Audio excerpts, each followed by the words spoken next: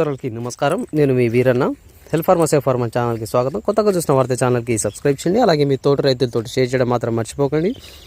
ఈ వీడియోలో మనం వరి నాటు వేసిన తర్వాత వరిలో కలుపు నివారించడానికి మనం తగిన ఫలితాలు, అదేవిధంగా మనకి మంచి రిజల్ట్ రావడానికి గల ఎటువంటి మందులు పిచికారీ చేసుకోవాలనేది, అదేవిధంగా ఏ మందు పిచికారీ చేయాలనేది నేను మీకు చెప్పడం జరుగుతుంది. సో మనం వరి నాటు వేసిన తర్వాత ఒక 15 రోజుల నుంచి 30 రోజుల లోపు మనకి కలుపు నివారించడానికి మనకి బిస్పైరిపాక్ సోడియం, అంటే మనకి ఇప్పుడు క్రిస్టల్ వాళ్ళది నావల్టీ గోల్డ్ అండి. సో దీంట్లో బిస్పైరిపాక్ సోడియం ఉండడం జరుగుతుంది. ఇది ఒక 100 ml వచ్చేసి పర్ ఎకర్ అనేది మనం పిచికారీ చేయాలి. సో దీనితో పాటు మనకి చంప అంటే పైరాజోసల్ఫ్యూరాన్ ఇథైల్ అనే కాంబినేషన్ తోటి కనుక మీరు పిచికారీ చేసుకుంటే మనకి కలుపు అనేది మనకు వరిలో అధికంగా ఉన్నా కూడా మనకి సమర్థవంతంగా నివారించడం జరుగుతుంది.